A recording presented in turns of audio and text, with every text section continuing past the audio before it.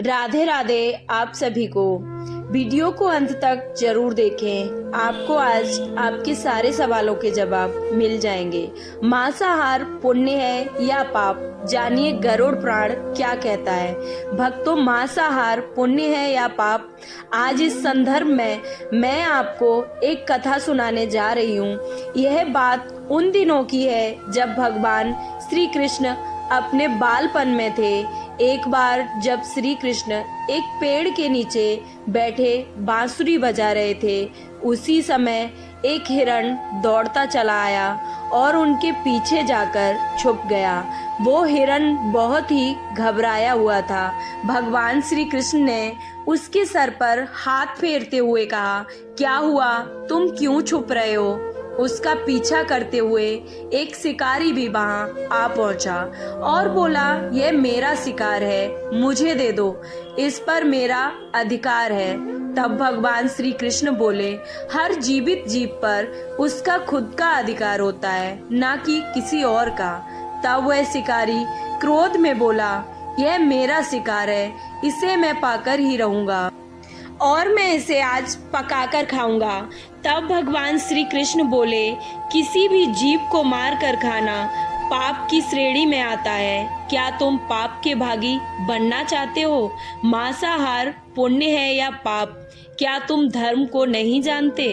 तब वह शिकारी बोला, मैं तुम्हारे जितना शिक्षित तो नहीं कि यह जानूं कि मांसाहार पुण्य है या पाप है।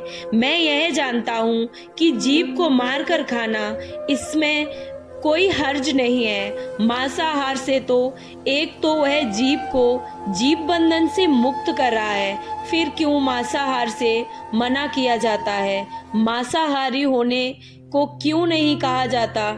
वैसे भी इसको मारकर नीच योनि से मुक्ति दिलाकर पुण्य ही कमा रहा हूँ मैं, फिर इस पर क्यों पाबंदी? इसे तो प्रोत्साहित करना चाहिए। जहाँ तक मैंने सुना है, जीव हत्या तो शास्त्रों में भी बताया गया है। राजा लोग शिकार किया करते थे। ऐसे तमाम तर्क देते हुए उस शिकारी ने श्री कृष्ण से पूछा कि फिर क्यों ये मांसाहार गलत है और पाप की श्रेणी में क्यों आता है? आप ही बताइए, मांसाहार पुण्य है या पाप?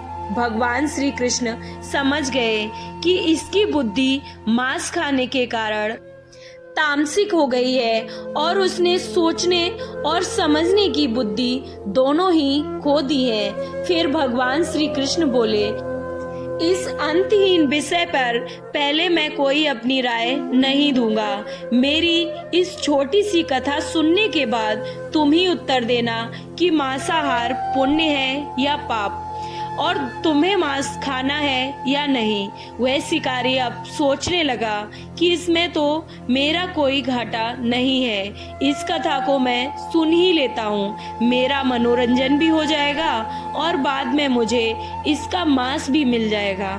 तो भगवान श्री कृष्ण ने अपनी कथा आरंभ की। एक बार मगध में खाद्य संकट हो गया था और अन्न का उत्पाद कम रहा।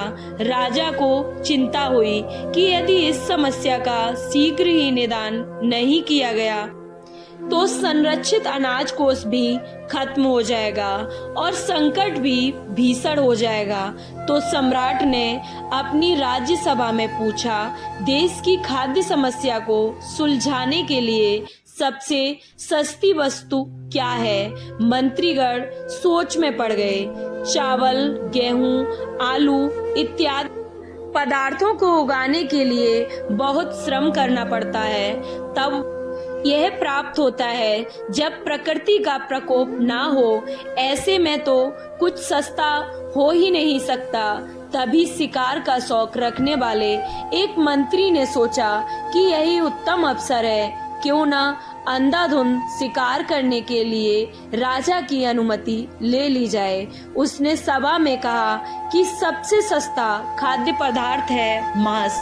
इसके लिए धन का खर्च भी नहीं है और पौष्टिक खाना भी मिलता है। सभी सामंतों ने इस बात का समर्थन भी कर दिया, लेकिन मगध के प्रधानमंत्री अभी चुप थे। सम्राट ने पूछा, प्रधानमंत्री आप क्यों चुप हैं? आपने कोई अनुमोदन नहीं दिया, आपका क्या मत है?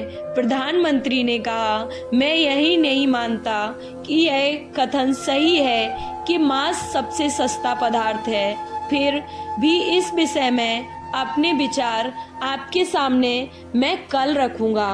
प्रधानमंत्री उसी रात मांसाहार का प्रस्ताव रखने वाले सामंत के घर पहुंचे।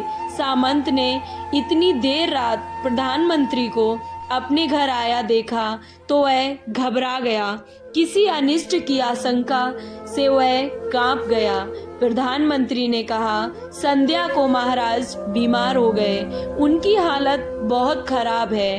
राजवैद्य ने कहा कि वह किसी शक्तिशाली देह का 2 तोला मांस मिल जाए तो राजा के प्राण बच सकते हैं। आप महाराज के सबसे विश्वास पात्र हैं, इसलिए आपसे योग्य कौन होगा?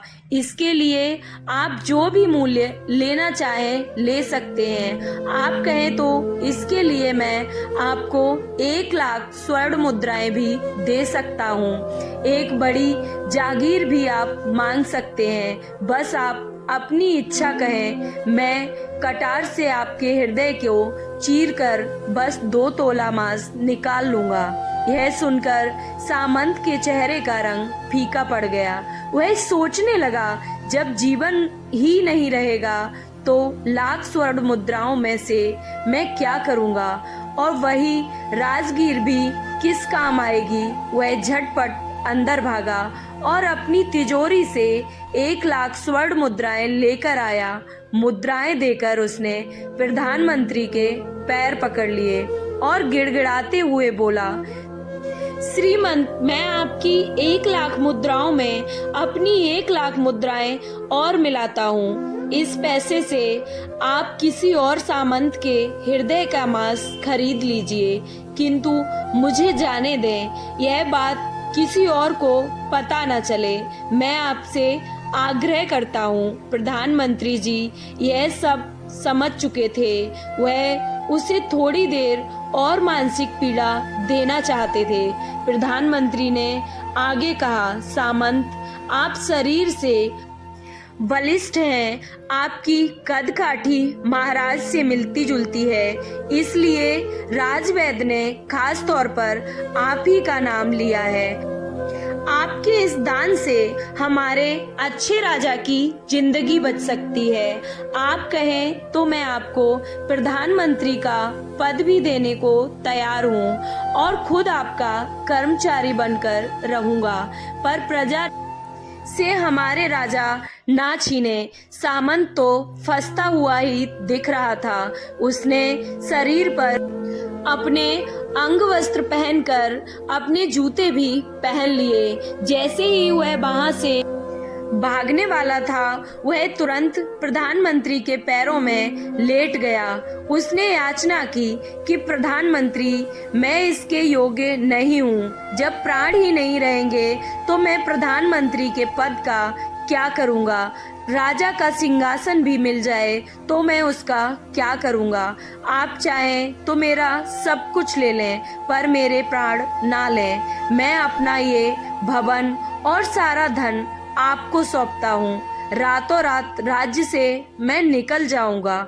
इतना कहकर वह अपने घोड़े की ओर भागा और जैसे ही वह अपना घोड़ा गढ़ने लगा, आवाज लगाई, अभी अभी पीछे गए तुम, अपने परिवार को भी छोड़े जा रहे हो। सामंत बोला, मेरे प्राण से प्रिय कुछ भी नहीं है। जब जीवन ही नहीं रहेगा तो कुटुंब का मैं क्या करूँगा? जीवन रहा तो ऐसे ही सुखी रह लूँगा। इतना कहकर घोड़े पर छलांग लगाकर बैठ ही गया।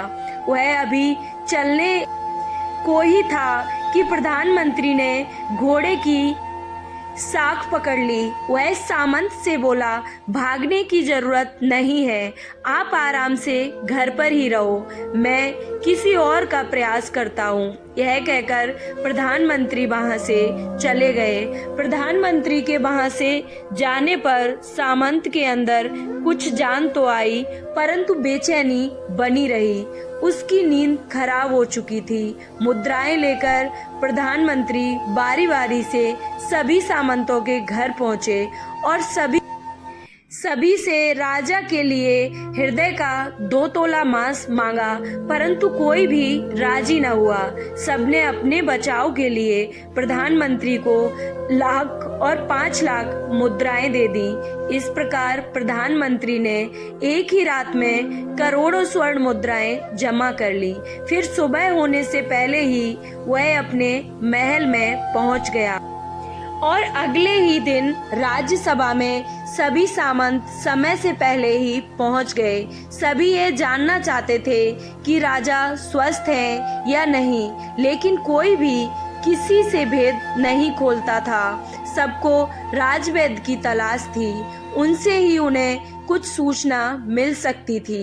प्रधानमंत्री ने सैनिकों को आज्ञा दे रखी थी कि जब तक महाराज राज्यसभा में न आए तब तक किसी सामंत को भी महल से बाहर जाने की आज्ञा नहीं है। राजा सभा में अपनी चिरपरिचित गतिविधि से आए और अपने सिंहासन पर आकर बैठे। सभी सामंतों ने देखा, लेकिन कहीं से भी राजा उन्हें अस्वस्थ नहीं लगे। उन्हें तो कुछ हुआ ही नहीं था।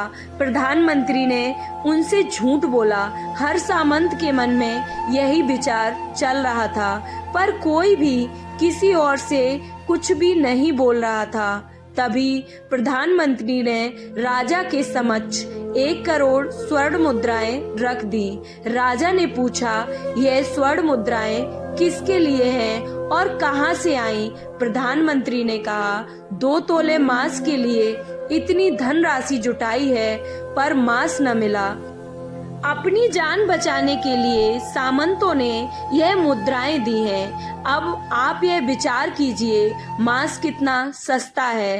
राजा तो बात समझ गए थे। उन्होंने प्रजा को अतिरिक्त परिश्रम करने का निवेदन किया और राजा ने अनाज भंडार में से अनाज निकालकर श्रमिकों को भी दे दिया। उन्होंने पौष्टिक सब्जियों की खेती का तुरंत आदेश दिया और वह 1 करोड़ स्वर्ण मुद्राएं इसी कार्य के लिए और श्रमिकों के कल्याण के लिए खर्च की गई। ऐसे साग सब्जी तेजी से उगी, जिससे प्रजा का कल्याण भी हुआ और पौष्टिकता भी मिली। कुछ समय बाद मौसम अनुकूल हुआ और खेती लहलाने लगी। इस प्रकार राज्य से खाद्य संकट भी दूर हुआ। तो मित्रों, जीवन का यह मूल्य भगवान श्री कृष्ण हमें इस कथा के जरिए समझाना चाहते हैं कि हम यह न भूलें कि जिस तरह हमें अपनी जान प्यारी है, उसी तरह जीवों को भी अपनी जान प्यारी होती है। अपने दिल से जानिए पराये दिल का हाल। यदि संसार के संबंधों से मुक्त करने का तर्क सही है, यदि जीव हत्या जीव को संसार बंधन से मुक्त करने का तरीका है, तो अत्याचारी द्वारा किया गया नरसंहार ही मान्य है। वह भी यह तर्क दे सकता है कि वह लोग जीवन के कष्ट से आप लोगों को मुक्त कर रहे हैं। अगर उसके लिए वह जीवन बोझ होता तो अभी भी वह अपनी जान बचाने के लिए संघर्ष नहीं करता। आपसे वह भागता नहीं। जो आपके सामने असहाय हो जाता है, उसे प्राण गंवाने पड़ते हैं। जिन जीवों को मारकर आप खा रहे हैं, उन्हें तो प्राण बचाने का अवसर भी नहीं मिलता। बर्बरता सिर्फ वही नहीं है जहाँ सिर्फ मानव का रक्त बहता है। बर्बरता उससे भी कही जाती है जहाँ स्वार्थ के लिए किसी जीव की हत्या कर दी जाए।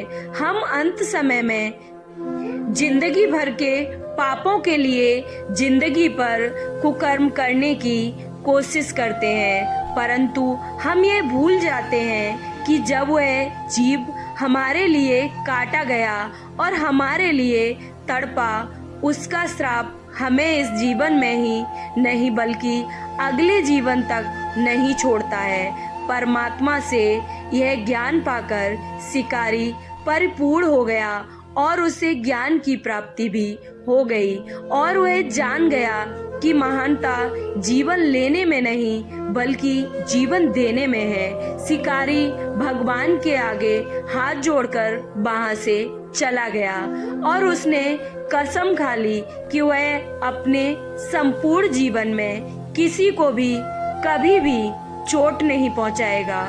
आपको यह कथा कैसी लगी कमेंट बॉक्स में जरूर बताएं और कमेंट बॉक्स में जय श्री कृष्णा जरूर लिखें। चैनल को सब्सक्राइब करें और वीडियो को लाइक करना बिल्कुल ना भूलें। जय श्री कृष्णा।